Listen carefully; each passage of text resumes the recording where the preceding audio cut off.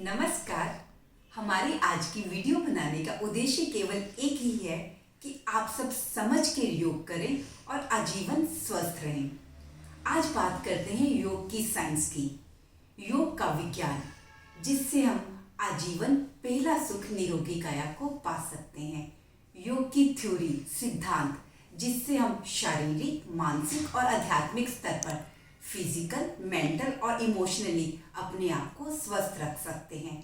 योग का फॉर्मूला, सूत्र एकदम से नेचुरल है।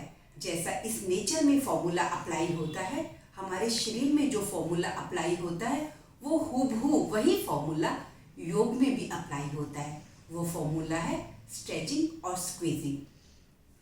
हमारे शरीर के हर एक ऑर्गन में, हर एक ग्लैंड में, हर एक नस नाड़ी में हर समय ये प्रोसेस चलता ही रहता है। जैसे मान लीजिए ये हमारा एक ऑर्गन है, इनर ऑर्गन, वो हर समय यहाँ अंदर हमारे ऐसी स्क्वीजिंग और स्ट्रेचिंग, स्क्वीजिंग और स्ट्रेचिंग इस तरह ही हर समय होती रहती है। और जब हम योग करते हैं, आसन करते हैं, तब भी बॉडी को स्ट्रेच करते हैं, स्क्वीज करते हैं, स्ट्रेच करते हैं, स्क्वीज करते हैं, जिससे क्या होता है उसमें जितनी भी गंदगी होती है वो बाहर निकलती है और हम स्वस्थ हो जाते हैं। ये स्ट्रेचिंग और स्क्वीजिंग को एक बार आपको समझना है तो मेरे साथ करें। आराम से किसी तरह भी बैठ जाएं, चाहे कुर्सी पर बैठ जाएं, जमीन पे बैठ जाएं, जैसे आपको कंफर्टेबल है।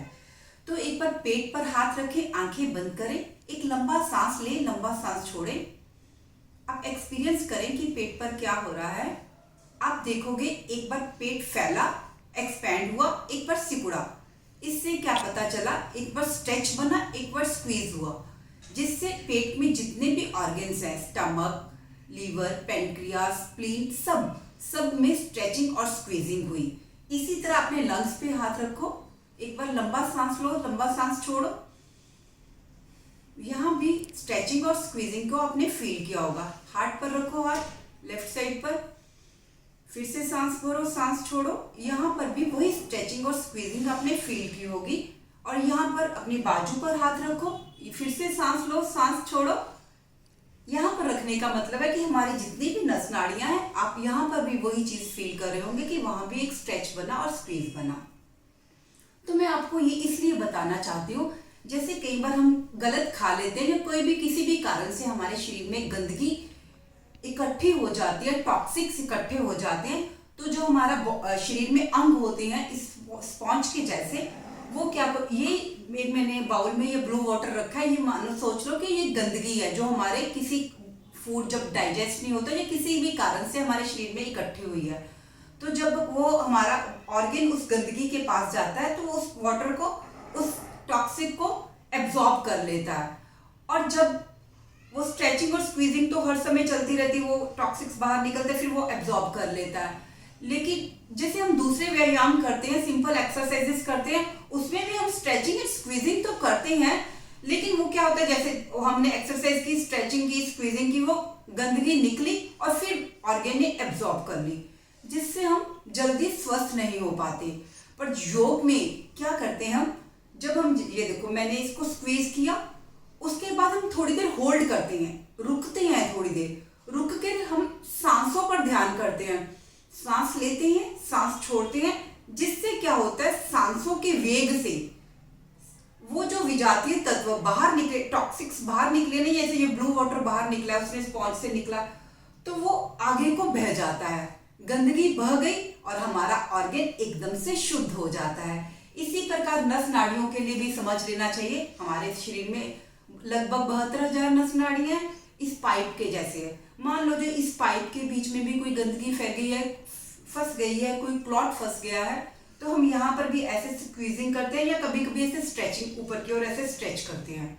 तो उससे क्या होता है, जब हमने स्क्वीज किया या स्ट्रेच किया, उसमें थोड़ी देर होल्ड करा, ये गंदगी जो थी वहां से हटी, पिघली, उसने ढीलापन उसमें आया, ऊपर से हमने ऐसे करके एक बार अंदर को सांस लिया, एक बार बाहर को सांस लिया, उससे क्या हुआ, वो जो गंदगी थी सारी वहां से निकलेगी, चाहे वो कार्बन डाइऑक्साइड के थ्रू निकले, चाहे मलमूत्र के थ्रू निकले, वो गंदगी निकलेगी और अब हमारी पाइप भी बिल्कुल साफ हो जाएगी, जैसे वैक्यूम क्लीनर से साफ करते हैं। तो एक छोटी सी एक्सरसाइज भी आपको करके दिखाती हूँ, अभ्यास भी करते हैं, मेरे साथ करें।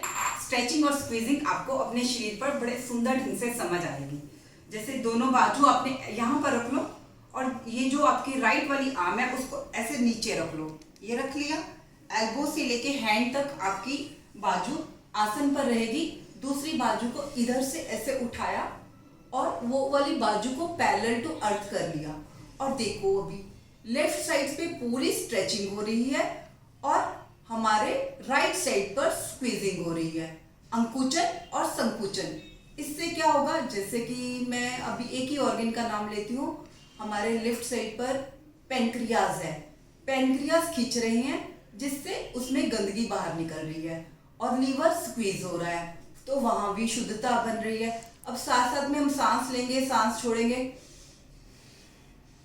वो गंदगी आगे को बह रही है और हमारा ऑर्गन स्वच्छ हो रहा है, शुद्ध हो रहा है। इसी तरह दूसरी साइड से भी कर लो। ऑपोजिट जरूर करना होता है हर एक आसन को। जैसे पहले लीवर को स्क्वीज किया था, अब उसको हम स्ट्रेच कर रहे हैं। ये देखो सेम पोज वैसे ही बना लो। अब हमारा लीवर जो है पैरेलल टू अर्थ कर लिया, लीवर स्ट्रेच हो गया और वही पैनक्रियास स्क्वीज हो गया। तो यहां पर भी सांस लिया, सांस छोड़ा,